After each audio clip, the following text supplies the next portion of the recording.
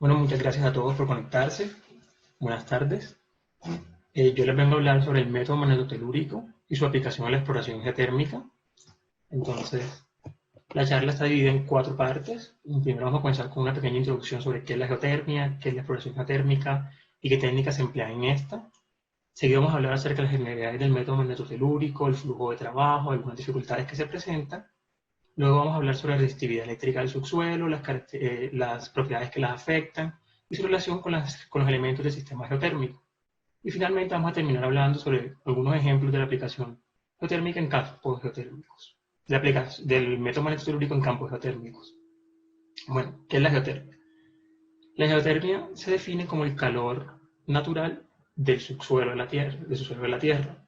Este calor es una energía que puede ser aprovechada y se conoce como energía geotérmica. Está presente diferentes tipos de usos, ya como balneario, invernadero, refrigeración, calefacción, secado y la generación de energía eléctrica. La exploración geotérmica consiste en la aplicación de diferentes técnicas con el fin de caracterizar el reservorio geotérmico.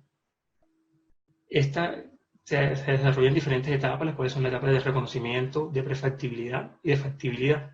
En la etapa de reconocimiento y de prefactibilidad se hacen estudios geológicos, geoquímicos y geofísicos de superficie. En la etapa ya de factibilidad se hacen mediciones directas del subsuelo a través de pozos de perforación profunda. Entre los estudios geológicos de superficie que se hacen son la cartografía, la localización y mapeo de estructuras geotérmicas activas, la interpretación y análisis de datos estructurales. Entre los geoquímicos está la toma y análisis de muestras en zonas de emergencia, el cálculo de geotermómetros, la medición de flujo y de temperatura en las zonas de descarga.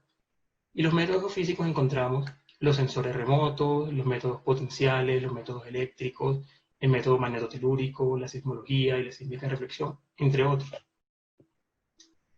Los sistemas geotérmicos se pueden caracterizar o definir de acuerdo a su temperatura y la naturaleza del reservorio. Una primera división se puede hacer si están relacionados al emplazamiento de magma o no. Los sistemas magmáticos se pueden dividir en sistemas hidrotermales, sistemas de roca caliente, seca y sistemas de fusión parcial. En tanto, los sistemas no magmáticos están relacionados con fluidos calientes en depósitos sedimentarios o cristalinos. Los sistemas isotérmicos hidrotermales son el tipo más común en los campos explotados, y estos idealmente constan de cinco zonas. La zona de recarga, la cual está conformada por capas permeables que permiten infiltración del agua. La fuente de calor, la cual es encargada de elevar la temperatura del fluido geotérmico, y esta puede estar dada por la cámara magmática de un volcán o por un cuerpo ígneo en enfriamiento. El reservorio, el cual es la zona de almacenamiento de fluidos, la capa sello, la cual aísla el reservorio, en zona volcánica comúnmente está conformada por arcillas, producto de la interacción del fluido con la roca huésped, y la zona de descarga. Como ya mencioné, el objetivo de la exploración geotérmica determinar los elementos de este sistema. Y para esto se usan diferentes técnicas, y las técnicas geofísicas, una de las más utilizadas es el método magnetotelúrico. Esto debido a que tiene una alta profundidad de investigación, presenta una buena relación costo-beneficio, y comúnmente los elementos del sistema geotérmico presentan unas características resistivas contrastantes. Este método es un método electromagnético de fuente natural en el dominio de las frecuencias, y proporciona información acerca de la resistividad eléctrica del subsuelo mediante la medición simultánea en superficie de los campos eléctricos y magnéticos naturales de la Tierra en función de la frecuencia. La instalación en campo es bastante sencilla. Esta consiste en la ubicación de 2 dipolos eléctricos perpendiculares entre sí, normalmente uno orientado norte-sur y el otro este-oeste, esto para medir las corrientes telúricas, y 3 bobinas de inducción para el registro del campo magnético, normalmente una orientada a la forma norte-sur, la otra este-oeste, y la tercera, que es opcional, ubicada de forma vertical. El método magnetotelúrico trabaja en un rango de frecuencias de 10 a la menos 4 a 10 a la 4 Hz. Para frecuencias mayores a 1 Hz, la fuente de los campos electromagnéticos se origina debido a actividades meteorológicas como las tormentas eléctricas. Para frecuencias menores a 1 Hz, la fuente está dada por la interacción del viento solar con la ionosfera y magnetosfera terrestre. La profundidad de investigación está dado por la frecuencia registrada. Cuanto más baja la frecuencia, mayor es la profundidad de investigación. A partir de las componentes horizontales del campo eléctrico y el campo magnético registrados, se calcula el tensor de impedancias. Y a partir de este se estiman las curvas de resistividad aparente y las curvas de fase, a partir de las cuales se modela y se obtiene la resistividad eléctrica del subsuelo.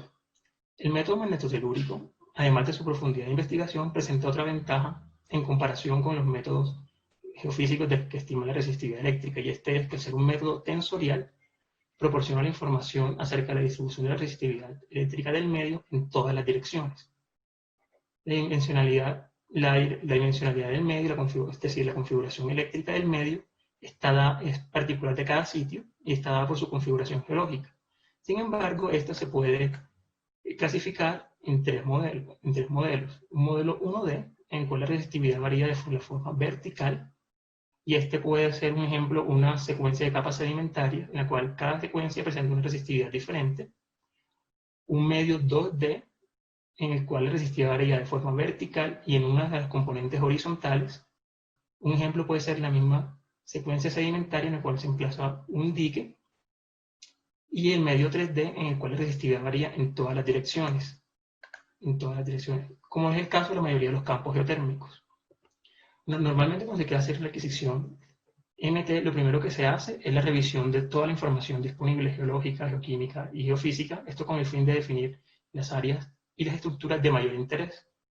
Seguido se hace el diseño de la adquisición, y aquí ya sí depende del estudio que se quiera realizar. Si se va a hacer un estudio 2D, se plantean los perfiles que sean perpendiculares a las estructuras que se quieren analizar, o un estudio 3D, ahí se plantea una cuadrícula regular.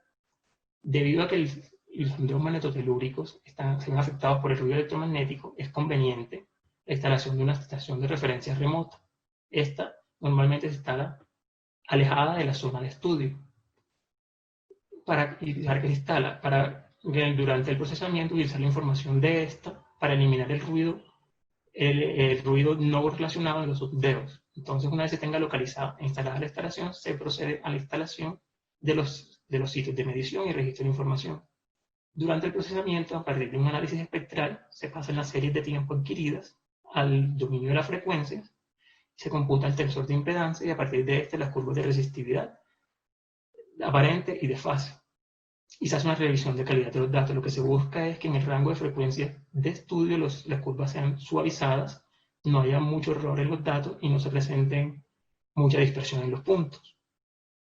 Ya en el análisis y la modelación, lo primero que se hace es una edición de los sondeos, se eliminan puntos anómalos, puntos con alto tipo de error, con alto error, se hace un análisis de la dimensionalidad y la direccionalidad del medio. Y finalmente, a partir de esos resultados, se elige el tipo de modelación que se va a hacer, ya sea una modelación por capas 1D, una modelación de un perfil 2D o una modelación de toda la estructura, una modelación 3D. Algunas de las dificultades que presenta o desventajas que presenta el método magnetotelúrico es que la amplitud de la señal se ve disminuida en épocas de baja actividad solar, que como se mencionó anteriormente es susceptible al ruido electromagnético, el cual puede ser por líneas de corriente, transformadores, cercas eléctricas, centros poblados, actividad antropogénica en general y el viento. Es ideal que los sitios de instalación estén libres de estos factores. Otras dificultades, ya más que todo en campo, son las dificultades con accesos a los sitios de instalación, con los problemas de logística, y disponibilidad de transporte en semovientes para los equipos, porque muchas veces que los sitios de instalación están ocupados por cultivos o por potreros, y la misma topografía de la zona, la cual a veces dificulta el acceso a las áreas y no permite encontrar sitios de instalación, ya que se sugiere que los sitios presenten una pendiente menor a 30 grados. Bueno, ya saben que es el método magnetotelúrico y que se usa para estimar la resistividad del subsuelo. Ahora, ¿por qué es importante estimar esto? Bueno, la resistividad del subsuelo nos puede aportar información la cual puede ayudar a la identificación y la distribución de la capa serio del sistema geotérmico, puede ayudar a identificar y definir los límites del reservorio, identificar la fuente de calor, identificar si hay un control de las estructuras cartografiadas con los elementos del sistema. La resistividad del subsuelo está controlada tanto como las propiedades de la roca como la del fluido saturante. Y está susceptible a varias propiedades, como son la porosidad, la permeabilidad, el tipo de roca, la temperatura, el contenido mineral de alteración hidrotermal, la presencia de fluidos, el estado en que se encuentran los fluidos y la salinidad. Los fluidos geotérmicos normalmente contienen sales disueltas, las cuales presentan electrolitos conductivos, por lo tanto la presencia de estos disminuye la resistividad de la roca. Aquí en esta gráfica se observa cómo un aumento de la saturación del 0 al 20% disminuye en más de 3 décadas la resistividad de la roca. Así, una roca compacta, no porosa, presentará una resistividad mayor en comparación a si la roca tuviera poros saturados por fluido. De igual forma, si esta roca presentará una resistividad mayor en comparación a una roca en la cual estos poros se encuentran interconectados y permiten la circulación de fluidos entre sí. La resistividad eléctrica no solamente es sensible a la presencia de fluidos, sino también el estado en que se encuentra este. En esta gráfica se observa como una disminución de la presión de por debajo del punto de ebullición del fluido genera un aumento en la resistividad eléctrica. Es decir, si uno tiene una roca saturada con un fluido en fase de vapor, esta presentará una resistividad mayor a que si se tiene la misma roca con ese fluido en estado líquido. Así se puede observar que la resistividad nos brinda información acerca de la presencia y el estado en que se encuentra el fluido, así como las condiciones de porosidad y de permeabilidad del medio. En las rocas del subsuelo, la resistividad puede variar hasta en 8 órdenes de magnitud, por lo que el mapeo de la resistividad puede ayudar a determinar contrastes de litología. Aquí se observa cómo las rocas ígneas y metamórficas presentan una resistividad muy alta, en contraste como las salmueras y los sulfuros presentan unas resistividades totalmente opuestas.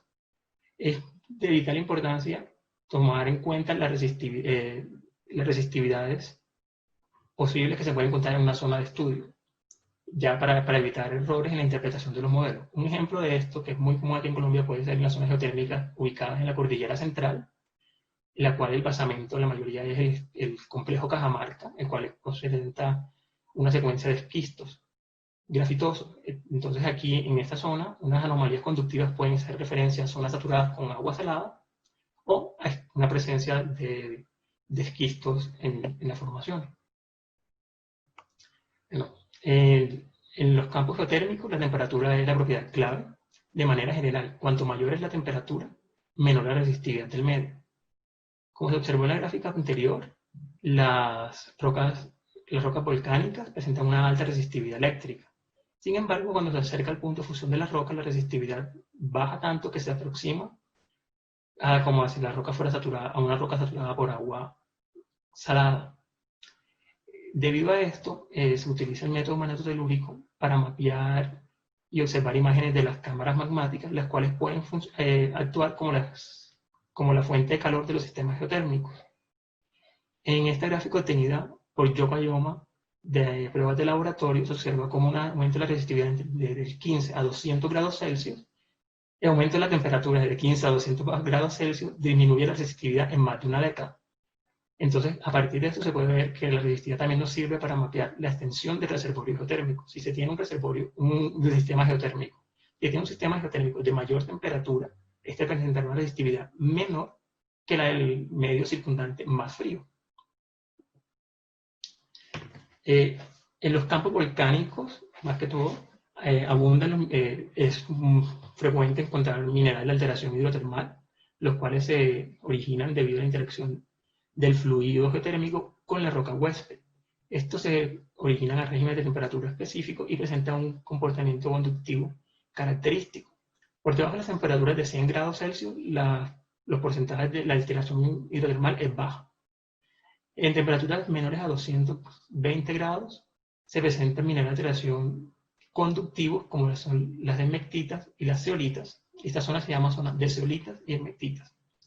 Entre 220 y 250 grados Celsius se presenta una zona conocida como zona de sillas mixtas, en la cual además de la esmectita aparecen minerales un poco más resistivos como la hilita y la clorita. Estas zonas de arcillas mixtas y las zonas desmectitas generalmente componen el sello geotérmico, el cual tiene un comportamiento conductivo. A temperaturas superiores a los 250 grados normalmente aparecen minerales de alteración mucho más resistivos, ya como son la caolinita, la clorita, la hilita y la epidota. La resistividad eléctrica de los minerales de alteración hidrotermal es inversamente proporcional a su coeficiente de intercambio catiónico. En esta tabla se observa cómo este coeficiente es aproximadamente 6 veces mayor entre la mineralmetita a la clorita. Así, las zonas de mayor temperatura en las que aparece la clorita va a concentrar un comportamiento resistivo mayor a las zonas de menor temperatura en las que aparece la clorita. Debido a esta relación entre resistividad eléctrica, mineral de alteración hidrotermal y por ende la temperatura, se puede utilizar la resistividad para mapear o para estimar el régimen de temperatura dentro del sistema geotérmico. En zonas volcánicas se observa una muy buena correlación entre la paragénesis de arcilla y los minerales de alteración hidrotermal. Aquí hay un ejemplo para dos campos geotérmicos, el de Halston Sea y el de Warikei, en el cual se observa como la zona desmectitas presenta una resistividad tanto calculada a partir de núcleos como estimada por la inversión 2D de los sondeos telúricos mucho menor a la zona de mayor temperatura rica en hilitas. Bueno, ahora se van a observar unos ejemplos de cómo se aplicaron los métodos magnetotelúricos en la exploración de campos geotérmicos. El primero es el campo geotérmico de Los Humeros, localizado en la parte centro-oriental de México, sobre el cinturón transvolcánico mexicano. Las principales estructuras de ese campo son dos calderas anidadas y un sistema de fallas nord-nord-w, sur-sureste. Aquí se observa en el lado izquierdo un perfil obtenido del modelo 3D de los datos, a partir del dato magnetotelúrico, en el cual se ven tres capas, tres estructuras geoeléctricas bien diferenciadas, las zonas resistivas superficiales fueron interpretadas como los productos volcánicos más recientes e inalterados del campo. La capa conductiva fue interpretada como la capa sello, conformada más que todo por arcillas como la hemectitilita. Y finalmente la estructura resistiva profunda se interpretó como una zona de ascenso de fluidos. En la parte derecha se ve un modelo esquemático construido a partir del perfil magnetotelúrico y se ve como las isotermas de temperatura estimadas a partir de los datos de pozo guardan relación con estas estructuras, en especial la isoterma de 200 grados, la cual sigue el contorno de la base de la capa resistiva. Otro ejemplo se ve en el campo geotérmico de Glass Mountain, en California, Estados Unidos. Los rangos principales de este campo son la presencia del volcán Medicine Lake, un anillo caldérico y tres fallas noreste, sur W. En la derecha se observa en la parte inferior un perfil obtenido a partir de la interpolación de modelos 1D. Arriba se observa un perfil 2D. Y en la parte superior, un perfil extraído del modelo 3D. En el perfil del modelo 3D se ve como las isotermas de temperatura guardan correlación con la estructura, en especial la isoterma de 240 grados Celsius, la cual sigue el contorno de la estructura resistiva. Además, se ve como la zona de alimentación de los pozos están dentro de esta misma estructura. Si se observa, los resultados obtenidos de los tres tipos de inversión, se ve como, de manera general, la modelación 3D define mucho mejor las estructuras, tanto la capa conductiva como la capa resistiva profunda. En el modelo 2D se ve como la estructura resistiva profunda aparece a una profundidad mucho mayor, entonces ya no guarda relación con las curvas, con las isotermas de temperatura. Y en el modelo 1D se ve cómo las estructuras aparecen no aparecen discontinuas, tanto la resistiva profunda como la conductiva. Esto puede generar errores en la interpretación de los datos, y esto se debe a a efectos propios del medio, que debe ser 3D, que es 3D, y los cuales los algoritmos de inversión 2D y 1D pueden resolver. Y finalmente se observa un ejemplo de la aplicación del método monoxilúrico en el complejo metamórfico del macizo de Menderes, al oeste de Turquía. Aquí se hizo, esta es una zona con alta prospección geotérmica. Se hizo la adquisición de sondeos monoxilúricos, se hizo una inversión 3D. Aquí se observa un perfil norte-sur extraído del modelo, en el cual destaca una capa conductiva profunda, la cual habían interpretado como una zona de circulación de fluidos calientes. A partir de esto, tomaron la decisión de hacer la perforación, la cual llegó hasta 2.320 metros de profundidad. Sin embargo, alcanzó una temperatura de solo 85 grados Celsius y un caudal de 4 litros, de 4 litros por minuto. Del análisis de difracción de rayos X, observó que esta unidad correspondía a esquistos y gneisses ricos en grafito. Esa es la causa más probable de que de esta zona conductiva es el grafito. Así que de aquí podemos ver que no se puede hacer una correlación 1 a 1 entre la resistividad eléctrica, de 1 a 1 con la resistividad eléctrica. O sea, no siempre una capa conductiva va a significar una zona con presencia de fluidos. De igual forma, una capa resistiva en una zona volcánica no significa que vas a tener una zona de alta temperatura. Y es importante que siempre se incluya información geológica, geoquímica y de otros métodos geofísicos para construir un modelo conceptual el cual se aproxime más a la realidad del sistema geotérmico. Muchas gracias.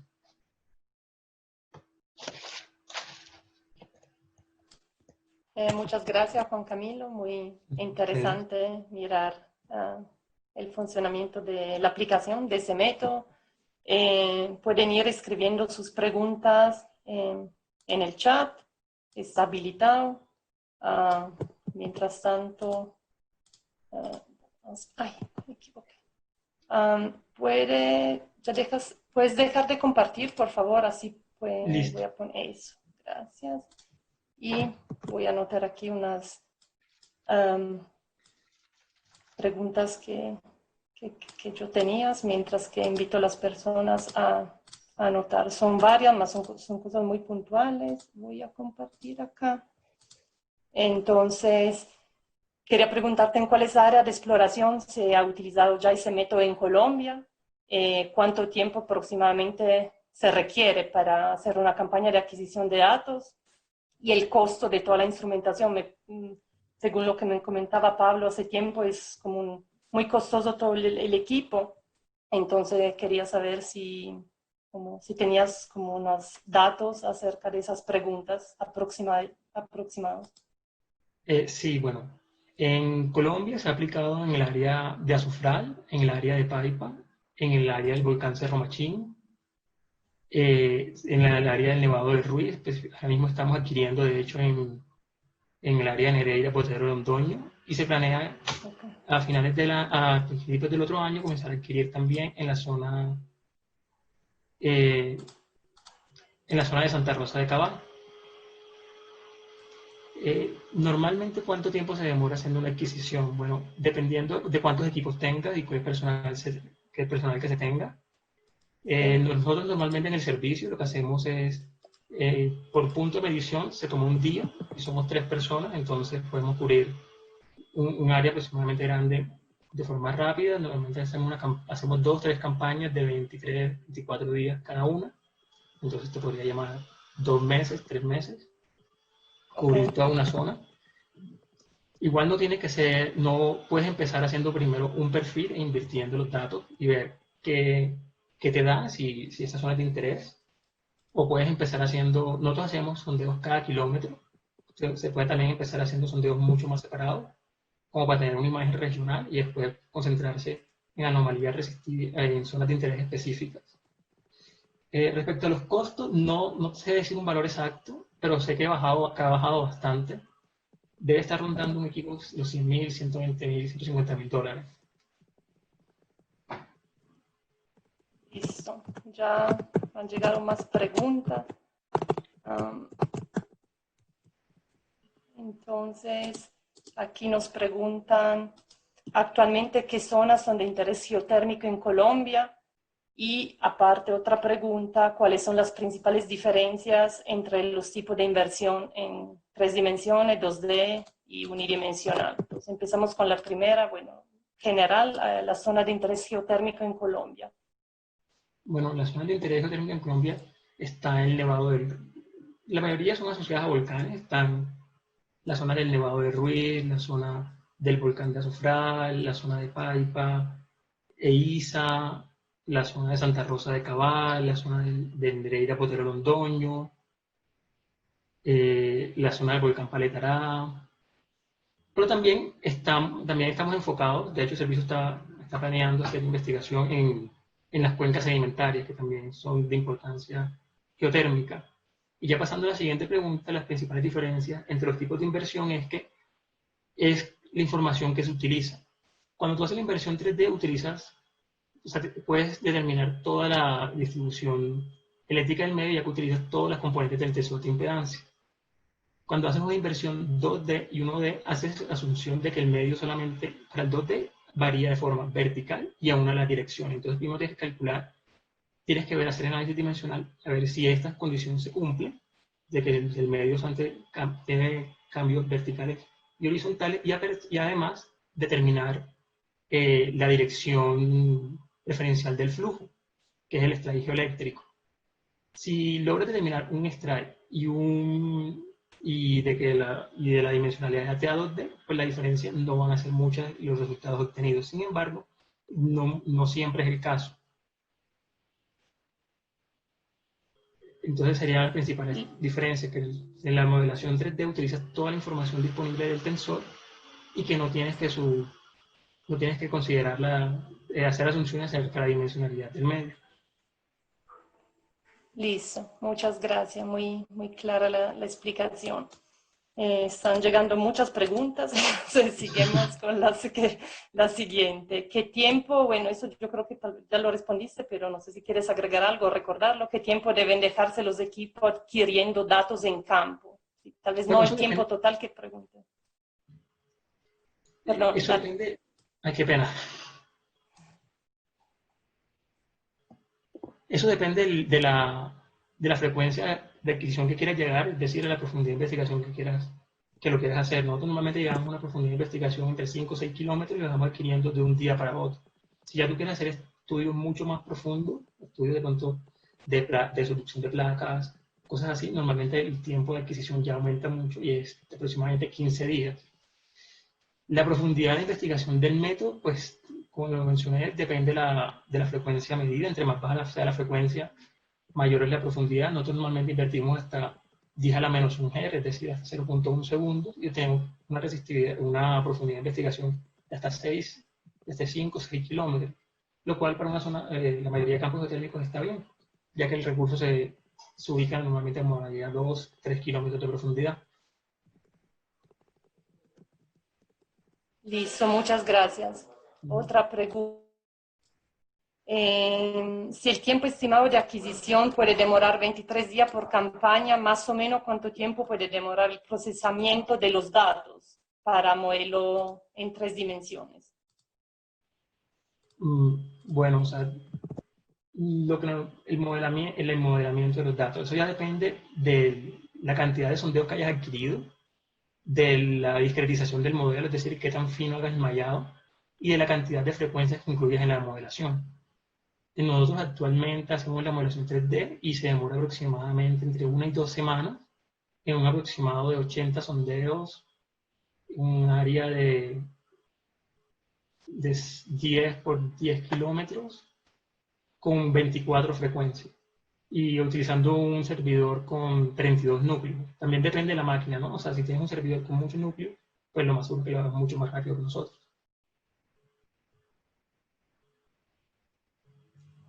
Listo, la siguiente relacionada también con algo que ya mencionaste, ahora pregunta de manera más específica si existen zonas de potencial geotérmico para desarrollar plantas que generen energía. Pues la zona del Nevado del Ruiz, diría yo que es la más indicada ahora mismo. De hecho, esta es la única zona que se ha perforado un pozo profundo, el pozo Nereidas 1. y es la que tiene como que mayor interés geotérmico. Está ISA, Cheque y Segen, que son interesados en hacer un desarrollo ahí. Pero además de esta hay varias, ¿no? O sea, el volcán Cerro Machín en estudios de reconocimiento y ahora en la parte de prefactibilidad también demuestra que tiene una alta temperatura, entonces también puede tener un potencial para la producción eléctrica. El área de Azufral, el volcán Azufral también. Sin embargo, entonces toca tener de vista el punto técnico, sí, o sea, de que presente un buen potencial, sino también el punto de acceso a la zona y de ay, ¿cómo decirlo? Y de la que la gente que habita ahí esté dispuesta al desarrollo también de la geotermia, ¿no? Claro, ese es un aspecto muy importante a tener en Sí. cuenta desde el principio. Am, bueno, la última por el momento, pero tenemos todavía 5 minutos. Si alguien tiene más preguntas o curiosidad, los invito a escribirlas. ¿Existe algún parámetro estandarizado de cantidad de puntos de magnetotelúrica por hectáreas para tener una información detallada de reservorios del sistema geotérmico? No hay una cantidad de puntos estándar. Eh, Nosotros, pues como mencioné, tratamos de que nos queden distanciados 1 kilómetro cada sondeo. Pues si tú quieres, y con eso tenemos lo que yo considero unos estudios de buen detalle. Sin embargo, en áreas específicas puedes adquirir sondeos cada 500 metros, digamos, pero para comenzar se puede empezar haciendo una adquisición de cada kilómetro a 2 kilómetros y luego ya en áreas más pequeñas hacer un mallado mucho más fino, una adquisición mucho más cercana. Listo. Bueno, llegó otra. ¿Cuáles son los equipos en campo necesarios para realizar un sondeo de MT? Bueno, el equipo magnetotelúrico consiste en electrodos, los cuales forman los dipolos eléctricos que se mostraron. Entonces son unos dipolos, unos electrodos más o menos así, son unos tubitos pequeños. Y la caja receptora y las bobinas de inducción. Son solamente necesarios esos tres equipos. Listo. Am, Otras preguntas por parte de los asistentes. Aprovechen, tenemos todavía unos minutos para aclarar todas las dudas. Aprovechen que tenemos un experto en el método. Um, Listo, que muchas gracias, muy Gracias a interesante. ustedes. Sí, de verdad yo creo que la primera vez que tenemos, si no me equivoco, ya son 20, pero yo creo no hemos tenido otras charlas así en aspectos de geofísica y menos de magnetotelúrica, entonces me parece sí, muy interesante haber tenido esa oportunidad y también que sea la experiencia del servicio geológico.